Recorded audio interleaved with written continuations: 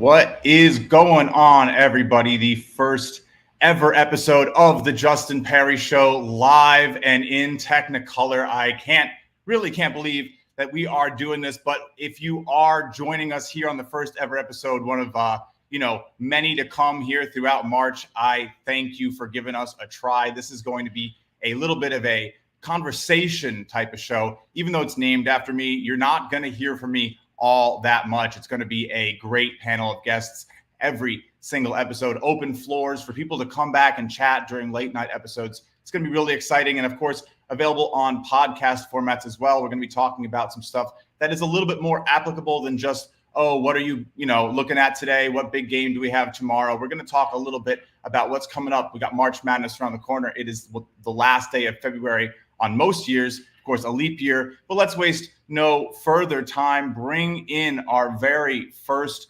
panel here, welcoming in everybody who is a big part of the Shot Quality team. Welcome in, guys. We have a great group today. I got Max a Million, one of the writers here at Shot Quality Bets. You know him, you love him. Big 3 for 3, if you have not met, is one of the people who was a founding member of Shot Quality Bets, joined me on the podcast last year as a co-host. Coleman, Crawley, our Cinderella chaser, and then Bennett, Corcoran. I'm not butchering that, right, man? That would be embarrassing. But you're good, Corcoran.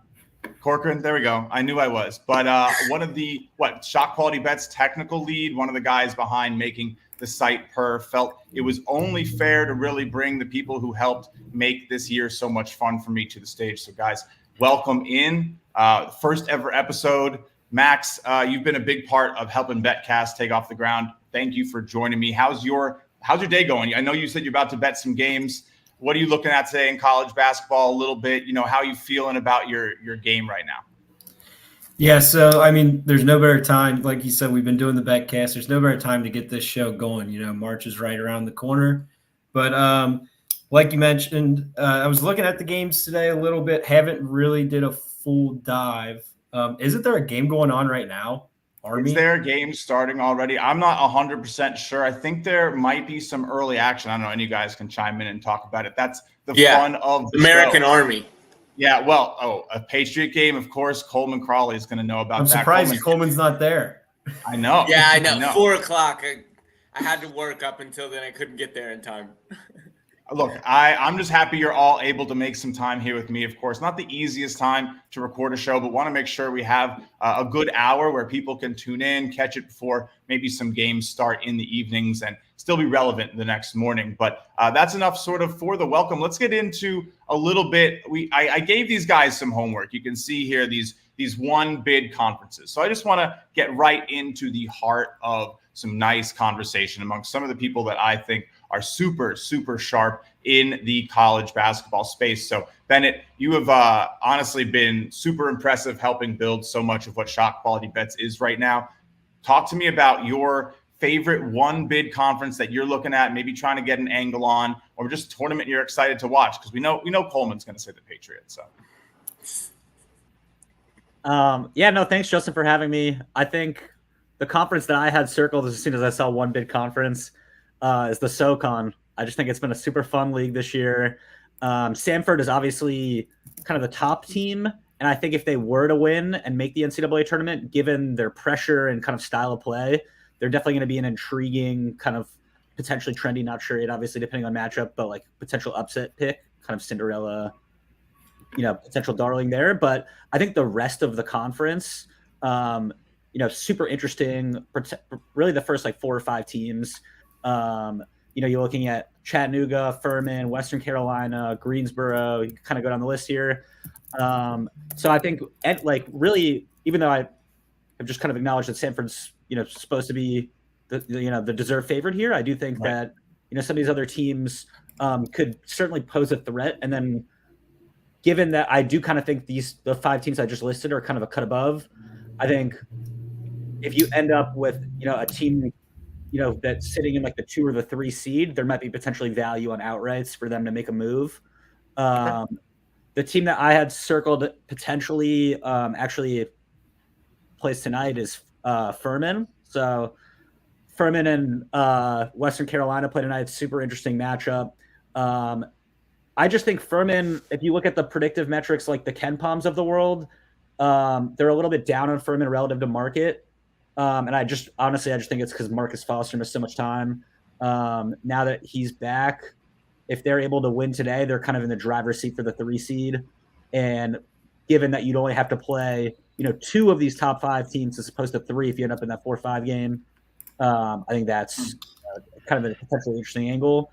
But yeah, all in all, I mean, this has been a super fun conference, and I'm just kind of excited to see how it plays out.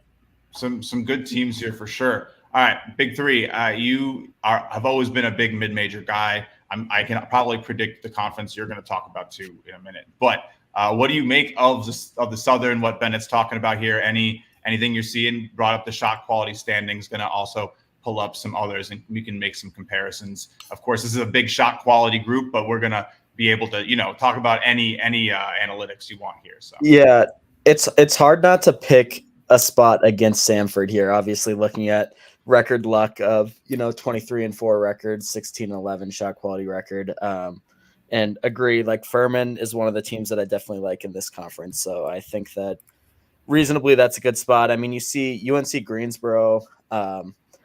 I think too they've been a team that I've kind of been looking to fade the past couple weeks. Similar reasons, like some of the record luck, and I mean shot quality has them below 500. So I think that's a pretty good team to continue to look and target against.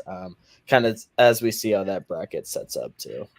Interesting to talk about too. You're seeing a win against the Citadel recently. Expected to be a close loss. They covered here against Wofford. They did actually earn that one on the road. A good performance, but. Maybe a little bit of a struggle against Western Carolina that we didn't see. I will tell you guys right now, I know we're going to try to focus a little future forward here, but here on Wednesday, I do hold a VMI ticket. I'm a full sicko. I am betting on VMI today. So we'll see how that goes. Of course, come back to the standings here, 361st in shot quality adjusted. So we'll see how that goes. 22.5. If anyone wants to tail me today, hoping that it just stays a little close, but we'll see. Max, what do you make of the Southern men? And then Coleman will come to you quick. So one of the interesting things, about this conference is and it's kind of a question for you guys. Do you guys hold stock in, it's March, it's conference tournament. Sometimes just the best player on the floor just shows up and carries a team. And obviously I'm talking about Western Carolina, from that aspect. Can Woolbright just, absolutely carry a Western Carolina team, to a conference championship, when the lights are at its biggest. Yeah. Or at its brightest, I should say. Yeah. So he's currently sitting on Torvik as the second best player in the conference, behind Brown Jones over at Greensboro. I don't know. Coleman, what do you make of that one? Yeah, absolutely. I think so. A guy can just take over a game, get red hot in March when it's tight. Other guys may be afraid of the moment and they're used to it. And Woolbright just impacts the game in so many ways: rebounding, scoring, passing. He's one of the better all-around players, not just in mid-major basketball, but the country. So I could definitely see that. I'll be at this tournament from the quarterfinals through the championship. This is my favorite one-bid league year over year. I just love their styles of play. And you almost always see 4 teams that are threats. That makes the conference tournament exciting. And then once they get a bid, they can do damage like Furman did last year.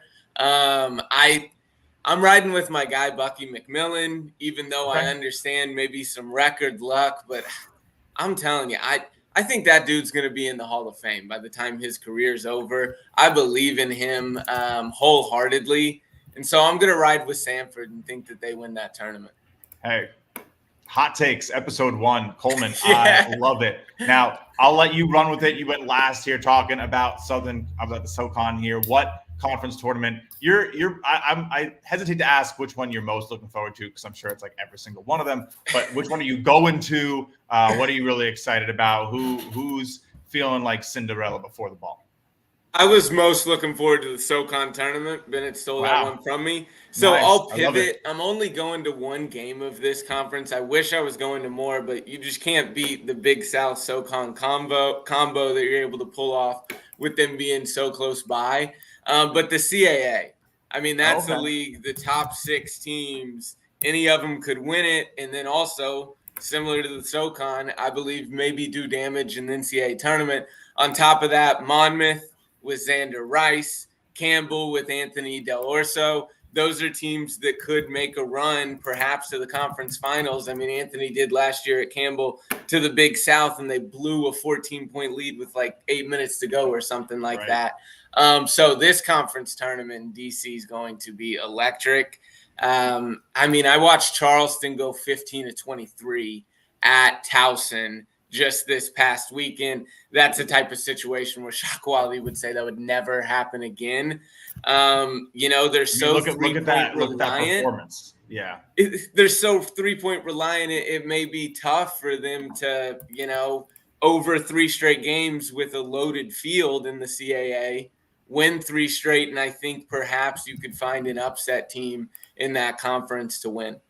Yeah, no, I like it. That's a really dangerous field. Big 3. What do you make of the Coastal?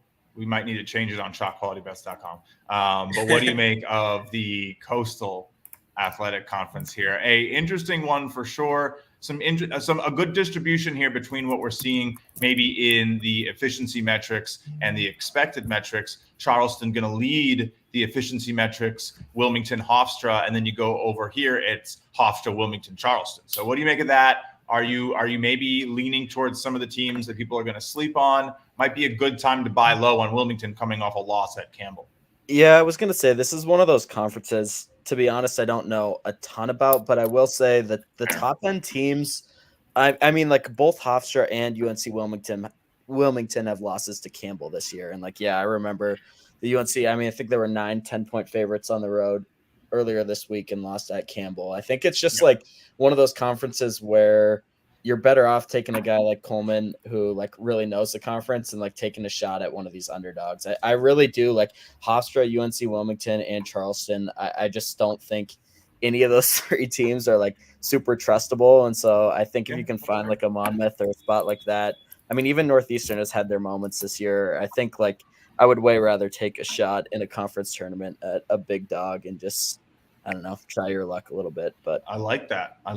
Bennett, what do you think? Are you taking a shot on any of these dogs here? Anyone stood out to you in play? I mean, this is the local area. We'll go over to the Summit and the Big Sky in a second, Big 3. But what do you make of this one, Bennett? Any thoughts?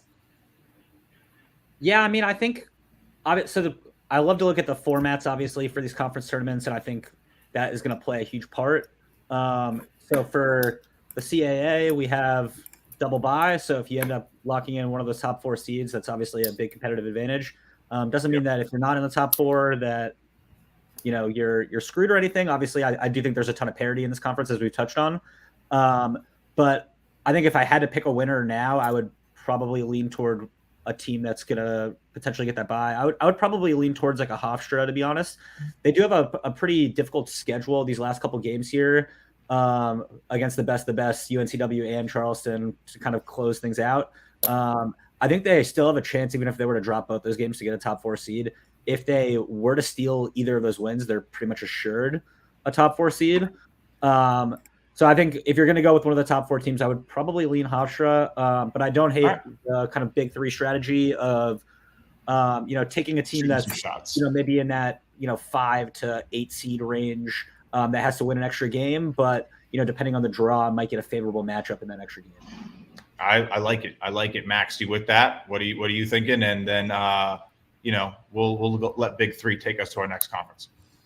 I really like this Charleston team. If when they're shooting and they're on, there's nobody better. I'm looking at one of my old articles from November 19th. So this was 5 games into the season. They were shooting 18% from deep. Yep. They started off look at all that red. Yeah, look at that. That's pretty. Yeah, they started off slow, but obviously we expected that to change.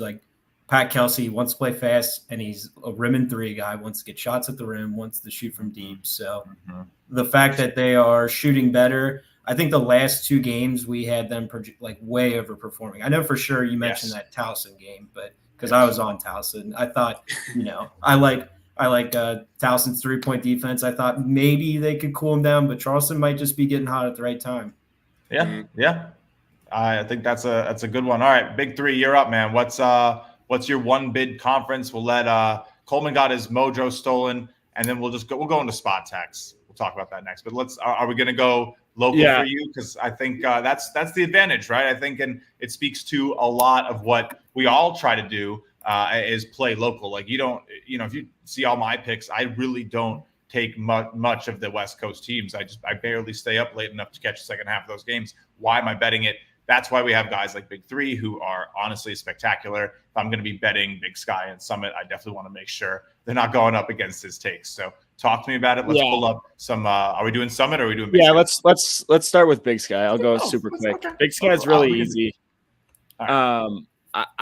I think that I'm just cheering for Weber State to lose as many games from here on out, so we get as good of a price as possible in the Big Sky tournament. I think they're ranked 4th maybe now in the conference standings, maybe 3rd. Eastern Washington's 1. I think Montana's ahead of them. I think Northern Colorado's ahead of them. I think they're 4th. And if you look at them, even shot quality scores, I think they've only lost by shot quality score 1 conference game. Wow. They beat St. Mary's earlier this year, which I feel like a lot of people are forgetting about. It was a shot quality loss, but it's still for a team in a conference like this, that's a massive win. But you look at all these conference losses, all of them are supposed to be wins. Outside of there's 2, Eastern Washington by 2, who's the current winner or leader of the conference, and then Portland State, who I also am higher on than most, are I think the 2 conference losses that they have by shot quality score. But I mean, it just comes down to, this is kind of what Max alluded to earlier, like easily the best player in the conference. You have Dylan Jones, who is similar to what like Dalton Knecht was last year for Northern Colorado, now tearing it up at Tennessee. But this is just like, he's that level of player, that level of better than everyone else in the conference. They also have Alex too, who's 7 feet tall and has, 3, 4, 5 inches on a lot of the other team's biggest players in the conference. Yeah. And I think like ultimately the combination of size, best player, I mean, Jones, you can see there, he plays basically every second of every game, right? He's playing 93% of minutes. That's counting blowout spots, whatever. Like if the game is within reach, he's in the game always. And so nobody plays more. And he's on top of it, the most effective player in the conference. By far. If you like, that's crazy. That's crazy. So if you like backing a stud in a conference to drive his team home, sounds like I'm liking it. I'm getting excited. I'll go get a Weber State ticket. Coleman, well, I'm seeing you nod your head, man. You like that? You're gonna go. You like Weber State there in the Big Absolutely. I couldn't agree more. Exactly what Max alluded to earlier. Best player in the conference, taking over, and exactly what Big Three said. The record should probably be better than what it was. Sometimes your record's not always who you are. And I think Eastern Washington has started to fall a little bit of late. Perfect time for Weber State, and wouldn't mind, like Big Three said, for them to lose a couple that they perhaps should have won to close so that they can stay at that 4 seed or something and maybe get a decent futures price. Yeah, you're seeing still even underperforming a little bit at the rim in conference play right now. Pretty accurate in terms of their 3-point shooting percentage, which is going to matter a lot. I always like to go and check out, the balance between those regression numbers versus how often they take those specific shot types. So finishing at the rim is not exactly something to do more than others, but you're still talking about a heavy shot type, part of any team's diet. So 37% of their shots expected to progress offensively. So maybe even not seeing the best product even in conference play, which is exciting for us, who sounds like we're all going to be on Weber. Max, any thoughts here in the Big Sky? Then we'll go talk about the Summit really quickly before we talk about the hot button issue of today's college basketball betting market, the spot tax. But talk to me Big Sky quick.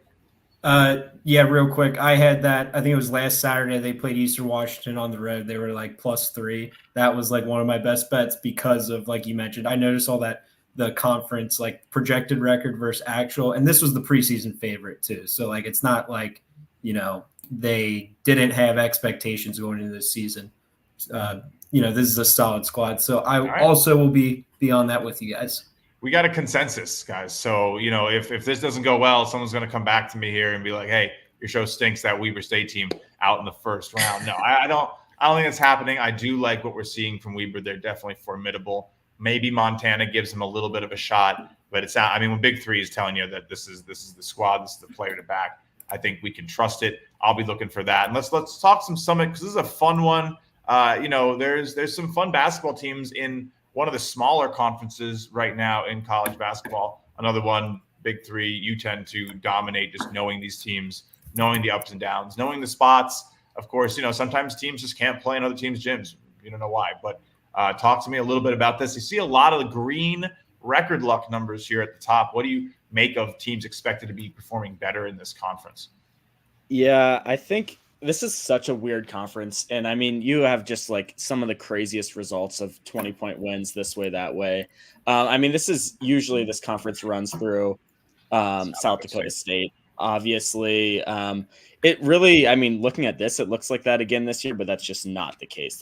It's way closer this year than it is a lot of other years. The funniest thing is North Dakota is actually 2 right now in the conference standings. And you see even here by shot quality, they're like 7-8. And I think looking ahead at some of the futures numbers, I actually think like you could get a really good price on North Dakota here. And I will say, I think a lot of, like some of the hate on North Dakota is, just has to do with people were really low on them coming into the season. And if you remember, shot even quality pretty low on them now. And even last year they were like a bottom 10 team in the country last year. Maybe that's 2 years ago, but they were like a 350 level team. They have really good guard play. I actually really like this team. They lost to North Dakota State just this last week. That was like, should have been a 10-point shot quality win or something like that. Yeah, no, so honestly, they've been making me some money too, honestly. I honestly think that you can get a really good price on the 2 seed here. So I'll probably play North Dakota in some way, shape, or form in the conference tournament. The other like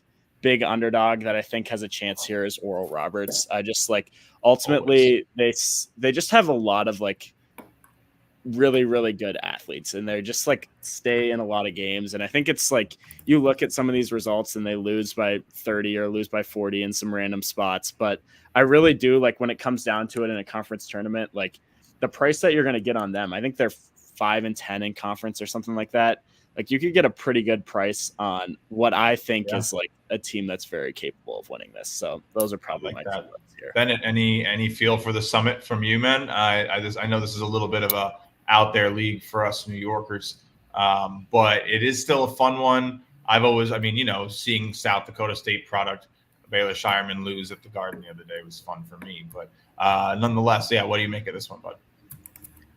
I kind of echo what Big Three said. I will say if we're taking kind of like a deeper dive here, I do kind of like the Tommies, St. Thomas. I just think like they could potentially, they take a lot of threes. They have a good shot profile. They could potentially get hot and win a few games, and it wouldn't shock me if they. Defensively, obviously there's some issues, but like they don't make a lot of mistakes. They kind of punt offensive rebounds, get back on defense, don't commit a lot of turnovers, and they take a lot of threes. So if you're looking for a team to get hot over a few days, their profile looks kind of appealing. I like it. They're not eligible for the tournament yet. Not that they can't win, but they aren't tournament eligible yet. Right? I haven't looked up like what would happen if they were to win. Oh, they're right. This is still like their second year in D1. Third year, I think. Third year. Oh man. I still feel like, I know that's an interesting angle, but you guys can all chime in on this one. What do you think about something like that? Like we saw, a team like Merrimack last year come in and still win, even though we had, a good team. They didn't have any incentive, right? But they still get it done. Coleman, I'll come to you because you like to go check all these teams out in person. What do you make of that like motivation factor for a team like St. Thomas, who is, not allowed to make it to the tournament, and their motivation to maybe still get a banner here in their first years? I think it's a point of contention. They want to show that, it's stupid. They should be there. They want to like force the issue, is my opinion. Right. Yeah. I think there's a couple motivation factors there. The one that you just touched on. And then secondarily, they're playing with nothing to lose, right? They know they aren't going to get to the NCAA tournament if they win. So might as well go try and win the chip when other teams, especially if in the semis or in the first round, they're playing a little worried. Hey, we've got a conference tournament, bid to the NCAA tournament on the line. So I do think you've got, a couple things at play there where, yeah, St. Thomas could be in play. But this league, I mean, you just see it in the standings. It's so chaotic. It seems like anyone could win outside of maybe South Dakota. I love being an Oklahoma guy. I love the ORU pick. They've obviously been very relevant in the league with A's Miss the last few years. This year, not so much, but they're a team that takes care of the basketball and they shoot it well from the perimeter. Good recipe to maybe make a run, and you're going to get good value on them with them being 8th or whatever they are. I like it. All right. Well, I love one bid conferences, guys. I think it is honestly more fun to talk about that than it is really to talk about the big ones. And we are doing our first ever panel. If you do not know all of our guests and what's going on here, maybe you tuned in a little late. This is the Justin Perri Show. I'm Justin Perri. These are all my really good friends, and that's what you're going to see every single episode is great. Oh, God. Great promo. You're going to see great guests every single time out, great friends, really sharp experts, people that I appreciate in the college basketball and then in the summer, the baseball community. So we'll be having a lot of fun discussions. You'll see all these guys back on here a lot. Part of the fun of being a guest on the show means you're a forever guest. They'll continue to get invites. They'll come hang out with random late night chats. It's going to be a good time. They can pop on whenever they want during open houses. So I hope you all rejoin whenever. But let's move on. Let's talk a little bit about the spot tax. And if you don't know what the spot tax is, well, it's a little bit like, I don't know how you all describe it, but it's kind of like what's going on in gambling and sports betting, especially in college basketball right now, where people anticipate, especially, I guess, like, unranked teams at home versus ranked teams. We get like these big market moves on these spots. And I tweeted about it yesterday. We saw a little bit of a spot developing on that Mississippi State Kentucky game. Of course, the spot fell flat, right? Kentucky Shepard is amazing, looking like one of the top players in college right now. Of course, top 30, I think, is pretty fair with where his season's been, but getting hot, playing like a top 15 player the last 2 weeks for sure. What do you guys make of, attacking that maybe market inefficiency or public lean, however you want to perceive it, describe it? I know it's, teetering on the tea leaves and not really too much analysis, but it still gives us an interesting opportunity to bring data in and leverage it to give ourselves an advantage in handicapping this insane game we all love. So Big Three, you are, one of the people who I have gone way back with on discussions like this. I'll come to you first. How have you been handling this in terms of, are you just staying away, you playing into it, you're facing the wind and taking to Kentucky, or are you saying, all right, maybe the market knows what it's talking about, and these are spots where those teams where the market does have that perception actually do perform better? Yeah, honestly, I've never really watched many of these spots super, super closely. What I will say is I think it's even more apparent in smaller conferences, right? Like Mountain West Conference, where you have, Utah State almost lost a really bad one last night, right? And I think they're ranked like 22nd or something. But I think you get into some scary spots in like Missouri Valley with Indiana State, or like some of these Mountain West teams now, where once you have that number next to your name, you're almost like home stadiums, fans, student sections, whatever. It just means a little more, And I think I've heard that talked about a lot.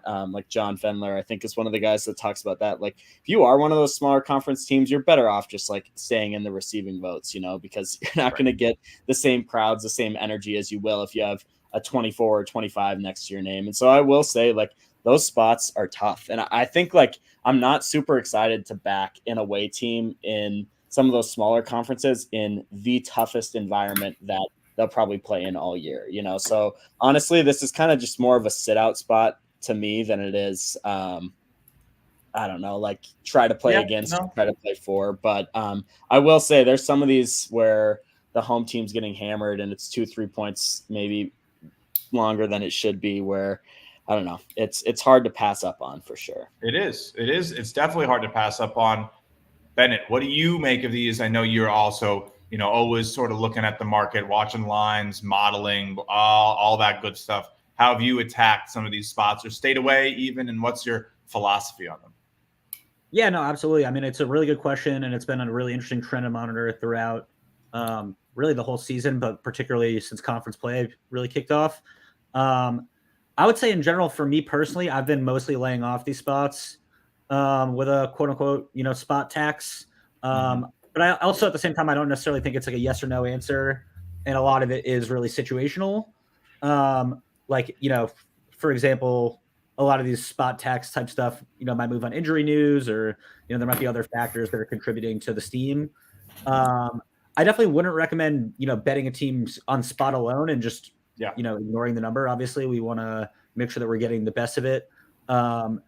If you're really confident that something is a spot play and you get, decent limits at open, I would say, why not? You know what I mean? If you feel like the line is going to move a certain way and you feel really good about it, even if you don't love, the trend in general, you could always create, some sort of middle or arb. I like it. But yeah, no, I mean, in general, I think like Big Three was talking about take the points too, being like, kind of the conference that I associate most with these spots. And I think it's been super interesting. And I think the Mountain West is a little bit different, in my opinion, just because a lot of times it is like the home team in like a close Mountain West game. And I do think when you consider things like, altitude of the, some of these conference teams are playing at, like, there's probably more to it than just like, oh, this team is due. Right. And if you do think that there's like a legitimate inefficiency within the market, then I don't have a problem at all with going ahead and firing. But I would just be, wary of doing it just because, this team has lost 2 of 3. So, they have to win, or, they shot terribly last game, so they have to shoot well this game. You get into trouble that way. So, I'm more kind of in the pass entirely in general, but, it's fairly situational. I didn't bet this Mississippi State game last night. Just enjoyed the Reed Shepherd show. So. Yeah, it is pretty situational. Coleman, what do you make of it? Is there like a type of thing you've been seeing? You've been at a couple of these games. I don't know, you're 50 games by now? Crazy. Gonna double it up by the time we get to the end of March. This guy's crazy. If you haven't followed Coleman's content, he's probably one of the most entertaining college basketball content creators on the floor almost every single night. So Coleman, talk to me a little bit here. What do you make of this type of tax where it's usually the home team? So do you weigh the home court advantage? Are you taking it just game by game, or do you have a sweeping statement? No, I mean, first off, thanks for that shout out. Secondarily, though, I'm a believer typically that home court advantage isn't as impactful as Vegas tends to make it out to be, particularly in small and mid-major conferences. Now, this year, it's probably getting you obliterated. So I have respect for Vegas, and I'm probably staying away in most cases. Although I think there was another example you had brought up that I liked your point in this spot tax situation. I think it was South Florida UTSA, and most of the projections were having it as, UTSA 8-point dogs, but I think the line ended up being 5.5 or something like that. In those scenarios, I like putting together a money line parlay. And so, okay, maybe Vegas knows something I don't. I'm not going to take South Florida 5.5, even though the data would say I probably would. But I feel comfortable that they aren't going to lose to UTSA, and I can throw them in a little money line parlay with a couple other teams and maybe get plus 100 odds or something like that. That's the way I approach it. I mean, look, EV is EV at some level, right? And, parlaying, we could have a whole nother panel about parlaying. And maybe we will. I don't know. The fun about this is I get to shoot messages to whoever I want. If you have cool ideas on guests in the comments, shoot me a message on Twitter. Shoot me at Justin Perri Show. Really easy. Guys, I shot my shot at Ken Pom. I don't know if I'm going to get him on the show, but we're going to try. We're going to do some cool stuff. We're going to do a parlay discussion. I'll get Trent on. I don't care. We will go full range, top to bottom, just bring on people, have different level of discussions. I obviously appreciate you guys all being the first go at it. We'll get better and better at doing this and get a little bit more into it. But let's keep it moving. We do have some other great topics today, talking a little bit about what brings us all together here, and that's Shot Quality Bets. Of course, the site that this episode is actually powered by, shotqualitybets.com. You can go and use my first name as your coupon code, get 10% off your first month premium or standard. Of course, we love Shot Quality Bets. If you don't know, I'm the content lead and the product specialist for bets. Max is a contributor. Coleman's a contributor and content creator. Big three, I mean, helped build the foundational model. Bennett has come in and continued to do more work as a technical lead for the last year and a half. Bennett, I remember when you and I met, what was that, at a bar? Was it like Midtown, literally watching the aircraft carrier game between Michigan State? Yeah, the windy under Michigan State aircraft carrier.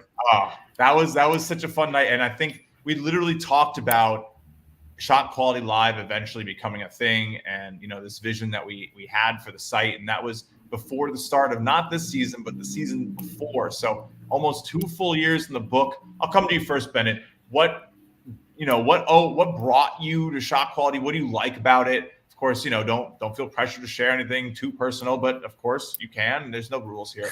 But what's it been like? I mean, I love the place. I came here as a fan first that is now getting to sort of live my dream discussing it every single day. But I'd love to hear from you about sort of what it's been like for you in the first 2 seasons. Yeah, no, absolutely. I mean, I don't know if you can tell by now, but huge college basketball fan, and a little bit. But yeah, this is my favorite thing. It's my favorite time of year. So, joining a team that's all in on basketball in general, but really with a focus on college stuff. And then recently with a lot of the in-play, tools, no one else is really delivering this type of, real-time data that, the entire Shot Quality team is really providing. So I think that has been a really huge kind of addition.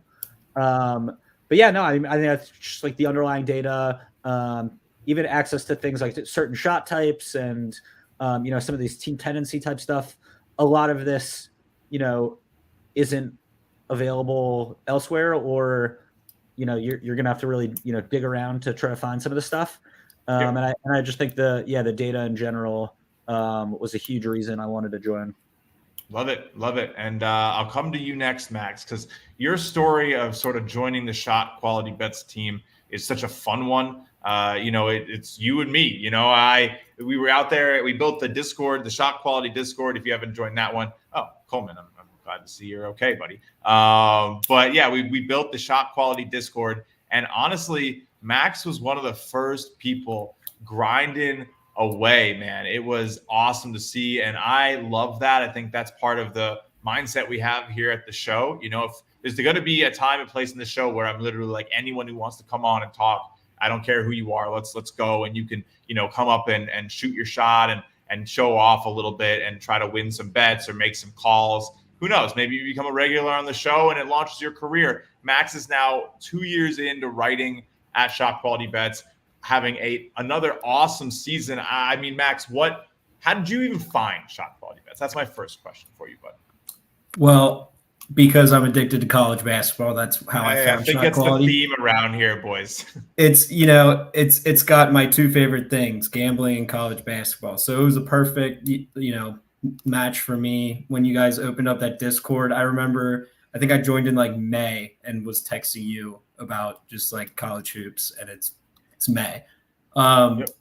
If you're going to sports bet, like, it's not easy. Majority of people lose. So I had to make a choice. Like, did I really want to focus, put in the work? That way I can continue to do it, because nobody likes to lose. So that's why I love Shot Quality. There's so many good resources out there to help you get an edge. And there's so many games, like if you really focus, like I know Big Three talks about Summit and Big Sky. He's putting in more work in those conferences than the people just posting the line. So if you put in the work, you can find any edge you need to. So that's why I love Shot Quality. Love it. Yeah. Rock Lobster in the chat, man. He's cooking up in the Justin Perri Show Discord. Those are my 2 Discords at that point. So if you aren't in both of those, there's links, of course, all around. Coleman, talk to me a little bit about how Shot Quality has sort of changed the way you see the game. I know, you're there on the floor. You're the epitome of an eye test content creator, now powered a little bit more by this analytical data. What do you make of it? How's it been sort of using it completely now? I think you've stopped playing pregame bets, right?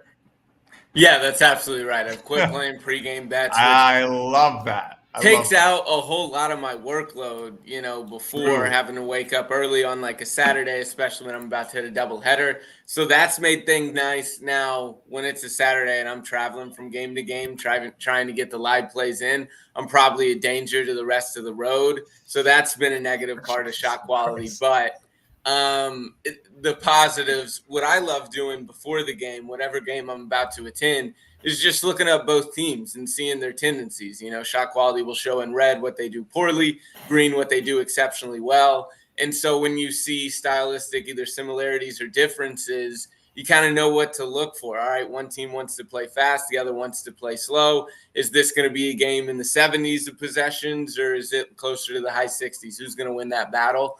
That type of element's been helpful for pregame. And then in game, it's not 100% of the time, right? You saw the Towson-Charleston game. Charleston stayed hot the entire game, goes 15 to 22 from deep. But most of the time, like at George Mason Fordham last night, we see them have 37 combined points in the first half. The second half, it was in the high 80s. So you don't see teams, if they stay super cold, it stay for 40 minutes. So when you have that data, and the only place you can find that data is shot quality, that's a big time advantage, especially at the break when you've got 10, 15 minutes to get a play in. Yep. I agree. Big three. We haven't really done a lot of live betting together. I'm sure you've been paying attention. How has that been looking to you a little bit more from maybe the outside a little, and have you been trying it out? And then, of course, just talk to me about your experience with shot quality, because I don't think any of us would even be here without a lot of the work that you did, that you brought to shot quality about what it could become as a betting company. So we do all owe you a little thanks for that. But yeah, talk to us about it. Tell us a little bit about some of the work you've done. Yeah, I definitely got interested in it more from like the math statistics side than I did even like the college basketball side. I mean, obviously love college basketball as well, but I think like the power of the data is huge. And I honestly, the live stuff is incredible. And I think anyone who's been around college basketball for a while or bet college basketball for a while has had to kind of use box scores to perform their own like eye tests, right? Like it's impossible for people to watch 200 games on a Saturday. And I think like ultimately there was this huge, or has been this huge stigma around, like if you don't know all these players' names, or, if you haven't watched this team play 3, 4, 5 times, then like you can't know anything about them, which I think obviously is just not true, and I think a lot of times like what you could do is you could say like, how well did this team shoot from the 3-point line the last few games? Like did they shoot 40% from the free throw line? Like you could kind of figure some of that stuff out from the box score, and with shot quality you get all of it. And I think it's just like it really is that level of tool. And I think like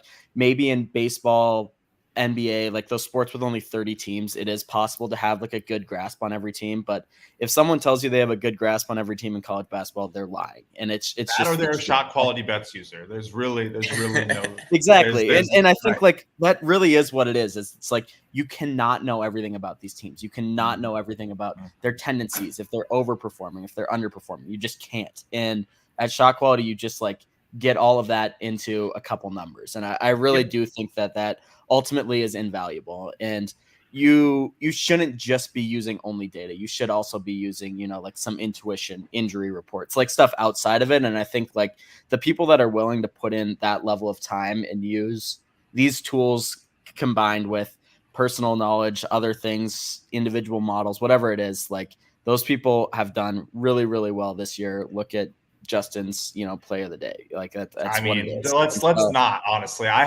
We can talk about it at some point. I have so many about how, but I just think like it's really powerful. Is of course. And and it's only going to continue to get better for sure. Yep. It means we wanted a big. We're going to get 3-point Sniper to join us today too. He is red hot. He'll be on the show next week with us. But he's another shining example. Max as well, using the projections along with the metrics and the game data to really triangulate and understand team performance. Okay, this team's playing really well, but is it real? Like I hate to use the term fraudulent for a basketball team, but it's kind of what it is. Is it, an overperformance, an underperformance? Are they getting unlucky? And then you can kind of start to have a better understanding than just, oh, well, this is how many points they scored and that's all I know. But yeah, I don't know. We'll leave it there unless there's any big points anyone has to make.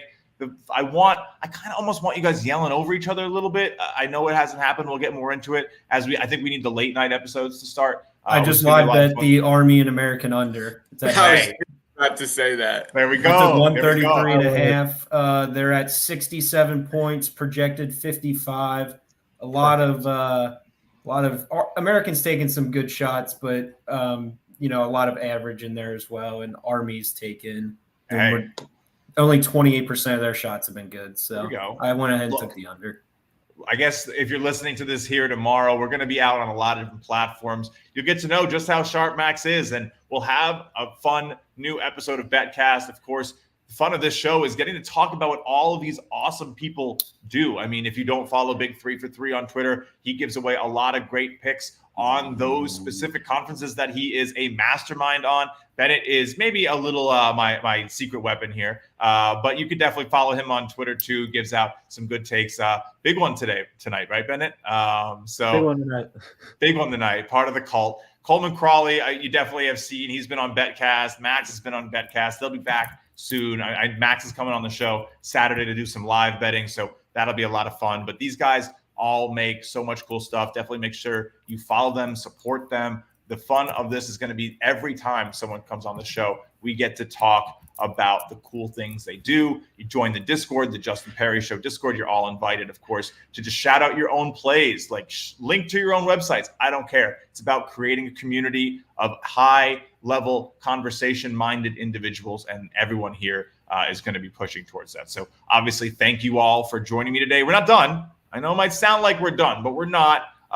Let's go. Yeah, we had to sneak the live bet into the show. What would it be, Max? Let's go. Yes, please, Tyler, like, subscribe, turn on notifications. Live shows will happen sporadically. The late night shows will not be planned. So if you want to make sure you're there, open floor, anyone can come in. Max is going to be, sipping some whiskey at 11:30 at night, trying to figure out who he's betting tomorrow for his best bet. Coleman's going to be tired on the road, driving and swerving. I don't even know. But it's going to be fun. And that guest list is only going to grow. And so I think we're going to have some cool blends just accidentally. And that's what it's all about. Now, enough rambling and raving. I'll talk about it a lot. Let's get into the big game preview. We're going to skip mailbag today. No one answered my tweet. So next time, guys, please send me some questions. We're going to have some cool panels, but it's okay.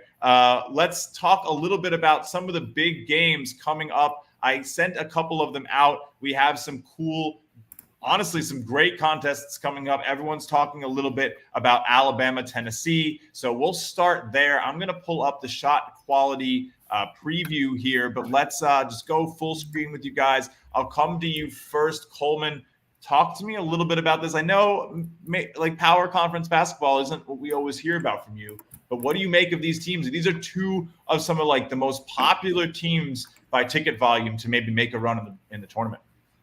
Right.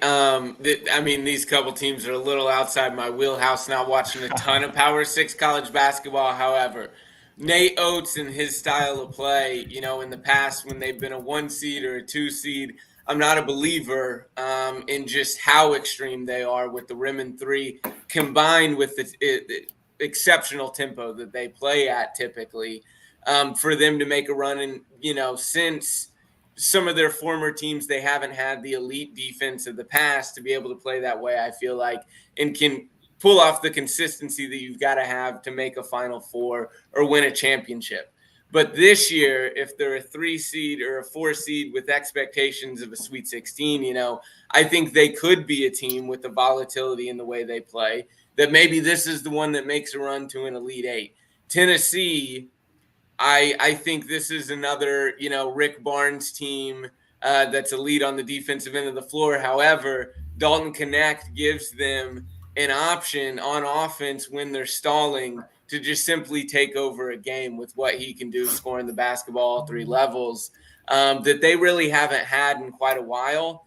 That I think they're a prime candidate to not just make a Final Four, but perhaps win a national championship. And they're the only team I'd really say that about, I think, in this conference.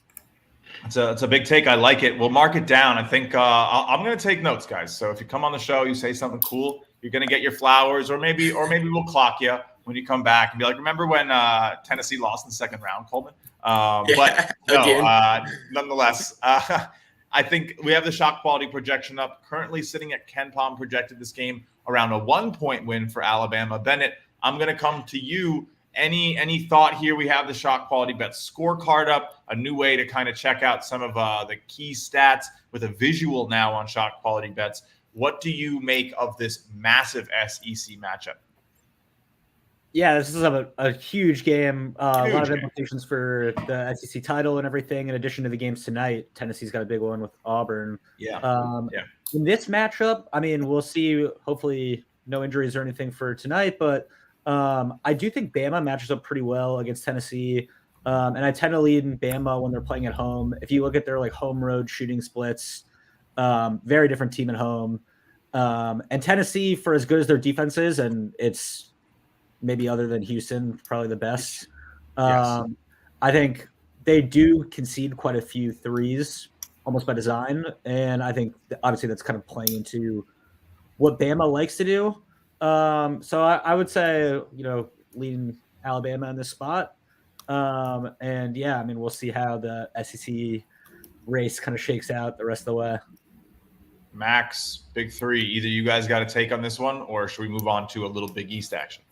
No, real quick, kind of like what we mentioned about Weber, like this Tennessee team, like if they lose out, this is a team that you could back for the tournament. Low price. Well, because look at their next 4 games. They go Auburn, Alabama, then out at South Carolina, which turned into, a really good team this year. And then they got Kentucky. So, like, if they somehow lose all 4, maybe get a really good price to win the SEC tournament. So that's what I'm looking at. I love it. Big Three. Any thoughts here? Should we talk a little Marquette Creighton? I mean, I'm kind of looking to back Alabama here. I think if you look at the last couple months, the way that Alabama has started to use Summit Boy Grant Nelson. I mean, if you watch some of those but seriously, if you watch some of those non-conference games, one of those games he took like 12 or 13 threes, and it's like you have this unbelievably skilled big man. I mean, obviously he can shoot too, but like just post him up on the 3-point line. It was just brutal. And so I think like ultimately now he's basically just shooting twos. Really, really good clip. Scoring more has been a big part of the offense in a lot of these games. I just like they seem to have improved in the last like few months, which I think you can't say about some of these like previous Oats teams.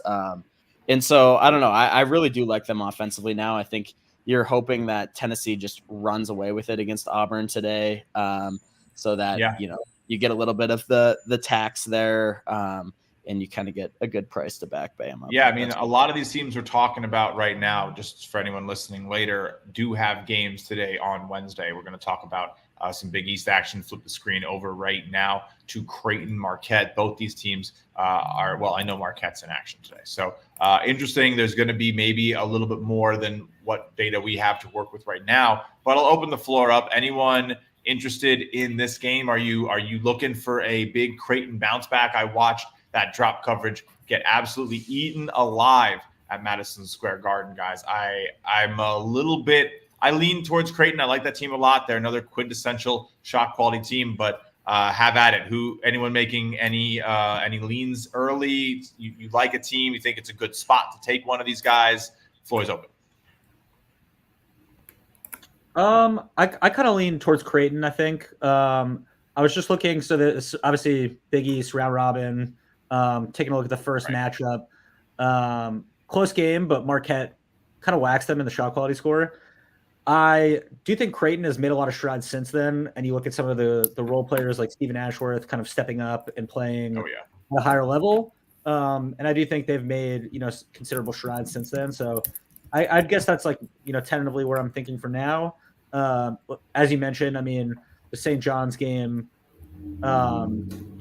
didn't exactly go according to plan, but I think some of the shooting regression from that game, Baylor Shireman, for example, like some of these guys are going to, you would expect, would have shot a lot better in a game like that. So, I mean, I think this is going to be a really, really high level game.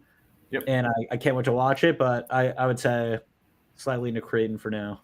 All right. All right. Anyone else? We'll talk one more big game coming up, and then we did get a fun question, and I will do one mailbag question before we let our guests get out of here. But a big game coming up. Kansas losing last night at the Fog, a little unexpected for BYU to get that win. They're going to have their next game coming up against Baylor. What do we make of this one? Is Kansas in a prime spot to bounce back? Max, I'm going to come to you, and then Coleman, you're up next.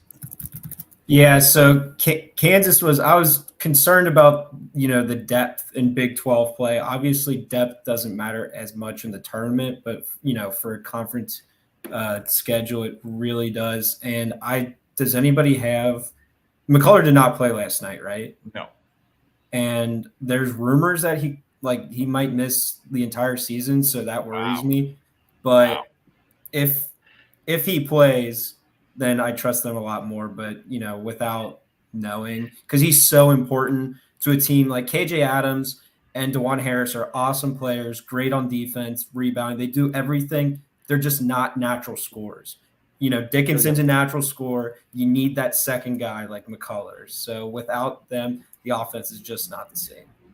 All right, Coleman, what do you think, man? You with Max there? You fade in Kansas. Maybe a lot of these models are going to have McCullough's presence cooked in, right? I mean, that's a hard thing to do in the late season when the metrics are a part of essentially his performance, and his performance is a part of the metrics. You can hardly separate them. So how do you deal with a big game like this for Baylor, who just got a big win, right? So against TCU on the road. So interesting spot for both sides.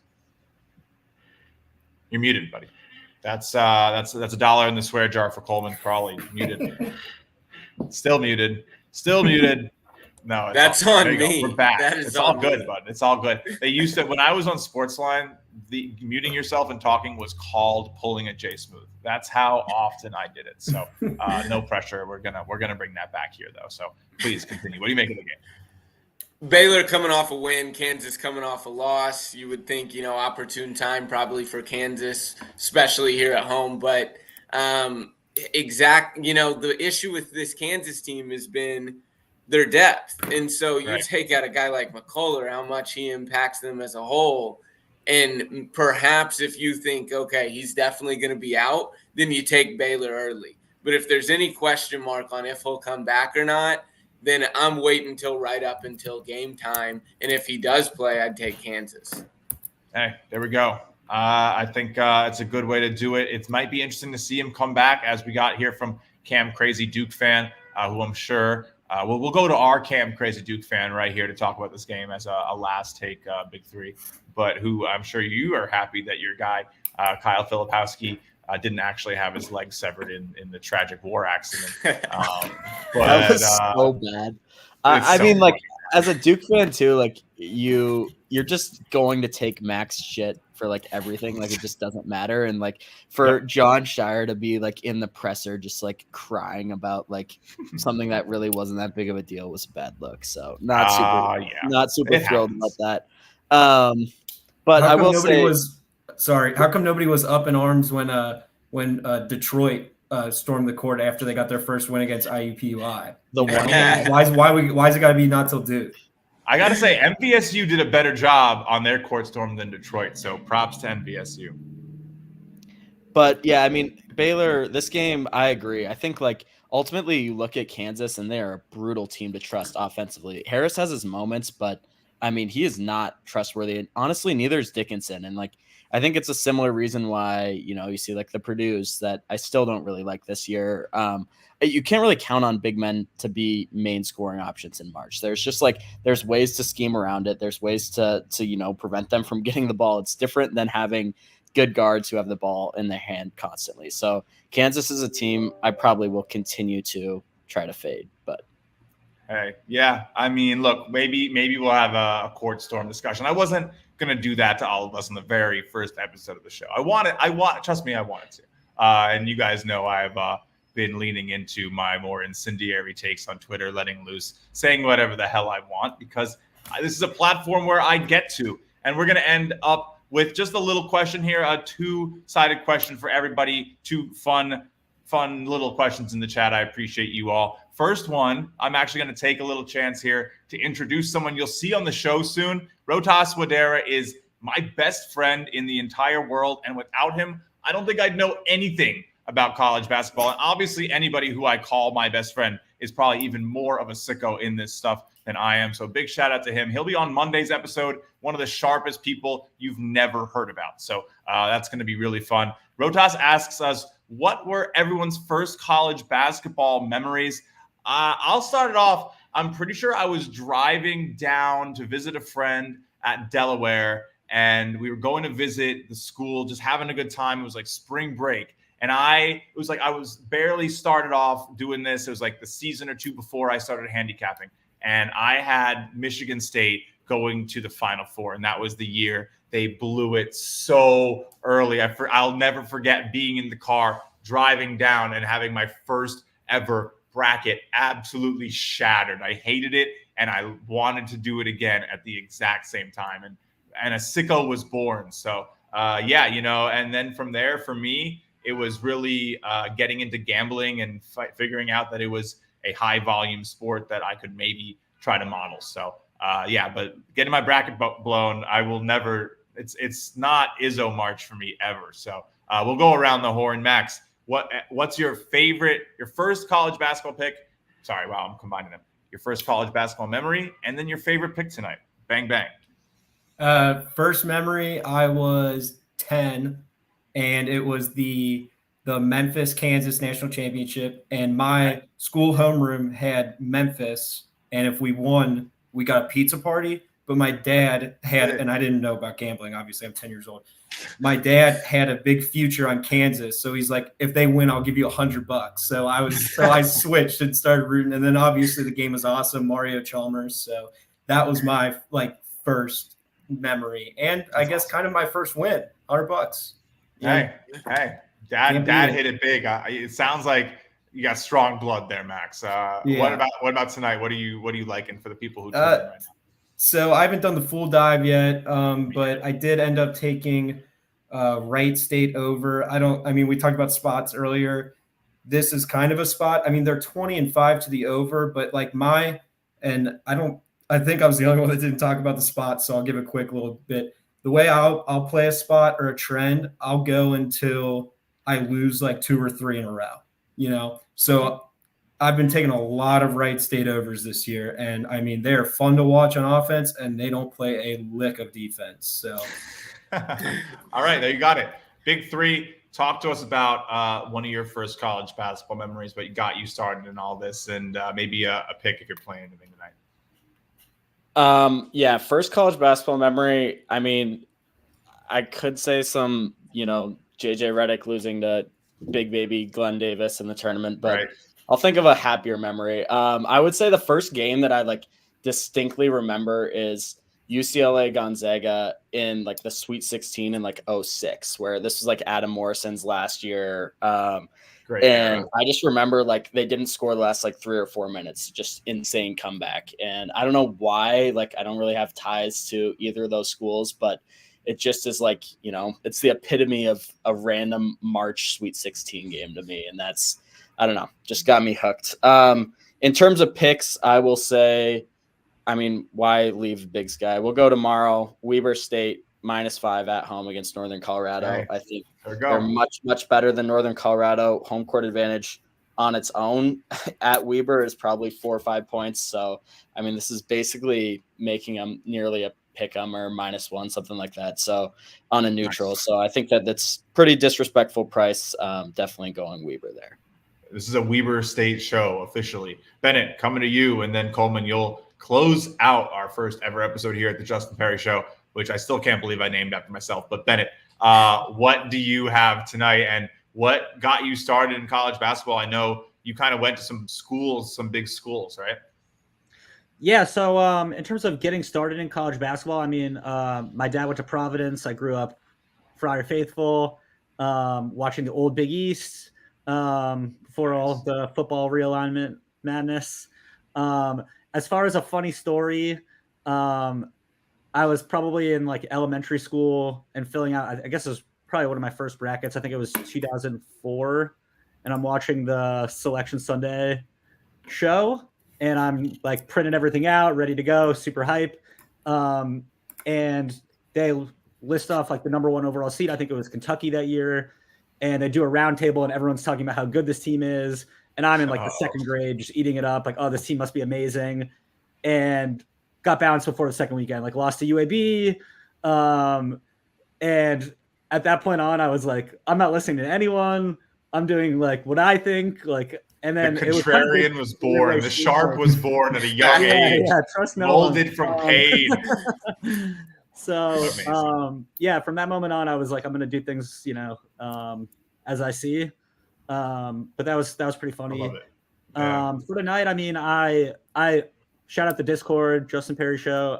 I took Maryland last night. This line is way out of hand to the point where I probably would just lay off at this point. Maybe we get some live value. Maryland is such a gross team. I could definitely see, 10-0, 8-0 run Northwestern's way, where the SQ score, indicates that the game is a little bit closer. So, potentially a live spot, depending on how things unfold. Nice. I like it. Coleman, let's clean it up, man. This is it's been an awesome episode. Thank you guys for spending so much time with me today.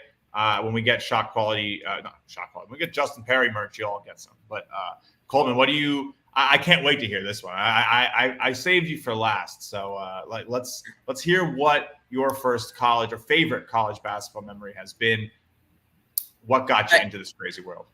I guess my first college basketball memory, my dad was a high school basketball coach. So, pretty much every day after practice, going home and TV tray dinner, watching college basketball with him. Wow. And so my first memories of that are probably being 5-02.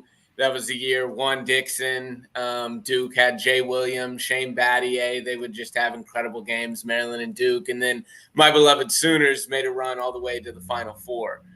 So kind of your first formidable memories or whatever, falling in love with college basketball and your favorite team makes a run to the final weekend. Hollis Price, Quantas White, they were so fun with Coach Sampson that I was in love from the jump. I love it.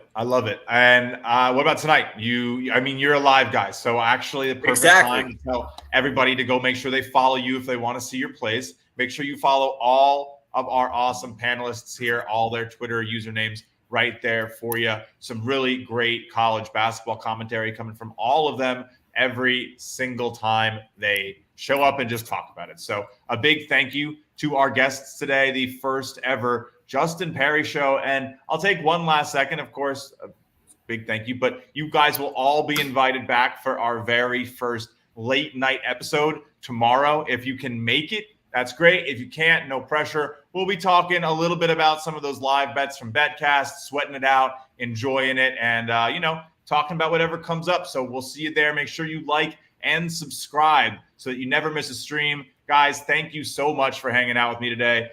We will see you all soon. That's the Justin Perri Show. I'm just going to cut it. We haven't even made an ending yet, but we'll get one soon. That intro was pretty cool. So we'll bring in the music. Thank you all for hanging out with us today.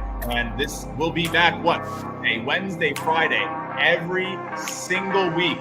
So much content coming. So much. Thank you all for watching the Justin Perri Show premiere. See you next time.